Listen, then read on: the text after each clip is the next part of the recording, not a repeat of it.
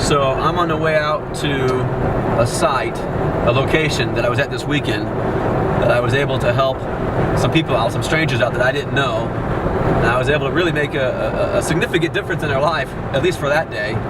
And so I'm really excited about it. As you probably recognize by already now, we're in my Jeep. I'm gonna take you out there. I thought, you know what, I wrote it down as a good mentorship training that I could train you in the studio or one of our daily moments or maybe a monthly keynote, but I thought, well, rather than doing it in the studio, why not bring you out, kind of get you into the environment that I was in. And I think anytime that I can teach and train with an object lesson or a location, a live location of where I got the leadership from or where I extracted the content from, and I can bring it to you in that same way, I think it may be all that much more effective for you in your life, because quite honestly, as good as the content might be, I know people always remember stories and locations and that kind of interaction more than they're just going to remember content. So that's why I'm going to take you out there today. So we'll be there in just a moment, and when we get there, I'll show you and set you up with what happened. And it was a pretty unique scenario, and it had involved an accident, some ice, me and my Jeep, and a bunch of things I'd never done before. So we'll cover it in just a few moments.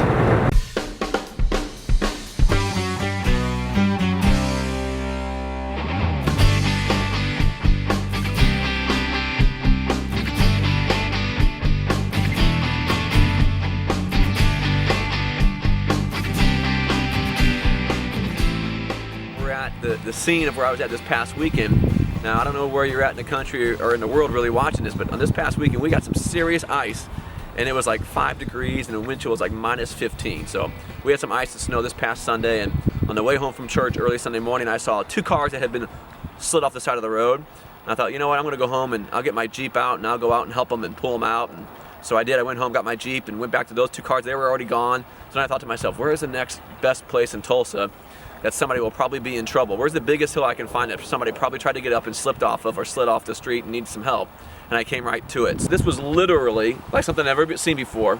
It was solid ice. So I got out here, and right up this hill over here to the left by this telephone pole, there was a big Ford 250 King Cab 4x4 truck that had tried to go up the hill, didn't make it, and slid from the top all the way back down to about halfway down the hill and slid over to that side of the street and got stuck before that big drop off on the other side of the street. I decided I was going to help this guy, but we had to have a discussion on what we were going to do, because you can see it's kind of precarious. If this whole hill is full of ice, he just wanted to slide all the way down the hill.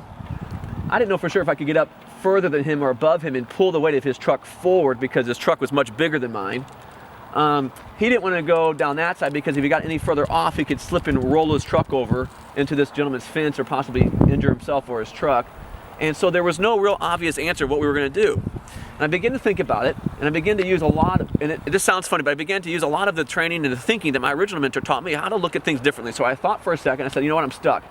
But how can I see this whole setup differently? And what do I have to use in this circumstance that I'm not immediately aware of? I need to look a little deeper into it. So all of a sudden, I said, wait a second, I'm missing the obvious here. The whole reason we're in this situation, and he was in this situation, because the road was covered with ice.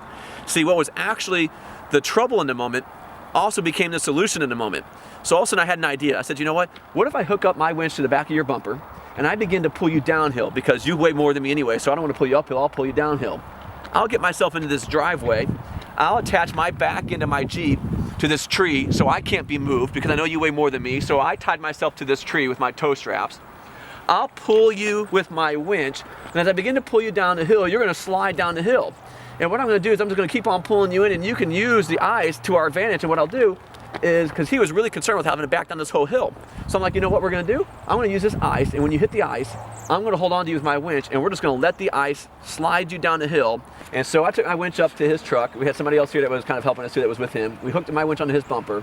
I came back to get in my Jeep, and lo and behold, before I could even get this guy to start to tow, another truck came flying over the top of that hill. And this is to show you how dangerous it was that day.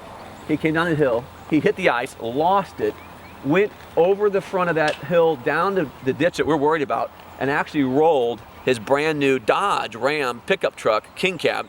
And so they had an accident about 25 feet up the hill in front of this gentleman, and they actually flipped this truck and ran over there. So then we had to stop everything. We ran over there.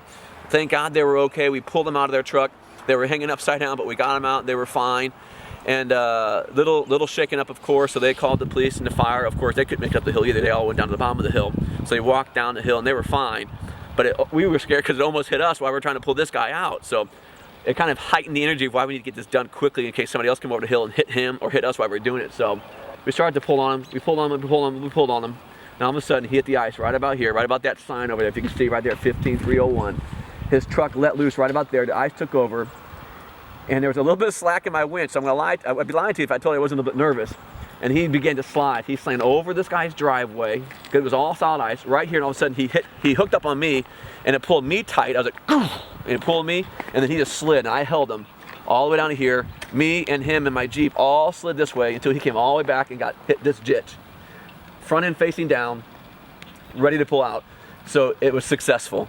He got out of his truck, I got on my Jeep, we unhooked everything, and he just very easily drove down the shoulder, half in the ditch, which was not icy, which is snow, but not ice, like the sheet of ice on the street, and made it all the way down to the bottom. The police department and the fire department were all here for the other people, and they were thumbs up, high-fiving us, yelling at us. They couldn't believe what they saw. I'm gonna tell you what, if we had caught this on video, you'd be watching that right now instead of me. It would have been YouTube gold, but I didn't think about it. I did get a picture after it was over, so we'll show that to you probably here at the end. But the key for the day is, I want you to hear this, is the thing that most people were looking at as the obstacle, the ice, actually became our opportunity. So in your life, you gotta think about it. Where are you looking at things as obstacles that might actually have an opportunity somewhere in them? Because I can tell you this, if it hadn't been for the ice that day, there'd been no way I could have got his truck turned around all by myself, at least not that easily. So think about that today. Where are the obstacles in your life? Where could they be opportunities? And maybe look at them a little bit differently and see if you can't come up with a solution that could change your day, or even better yet, change your life.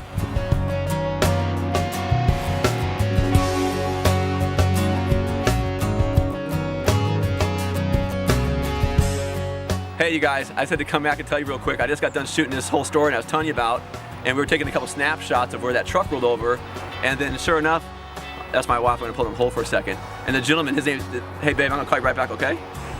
Okay. And I wanna introduce you to the guy I pulled out because he came over the top of the hill while I was out here filming. So this is Heath. So Heath, can you confirm that it was pretty crazy, and you slid a good 100 feet or so down this thing all around to this ditch? It is true. And I told him I didn't think he could do it with the Jeep, but he did it, and he saved me because he pulled me all the way to there, then he pulled me to there, and then we drove down the hill. How happy were you that I showed up that day? I was very excited because I told him I didn't want to tear up his Jeep, and he said, it's on me, I'll do it. You know, no hard feelings, and the Jeep held, and I was very impressed. I ain't gonna lie to you. Well, I had to get him on camera. He came over the hill while we were out here, so we'll talk to you again soon. Have a good day.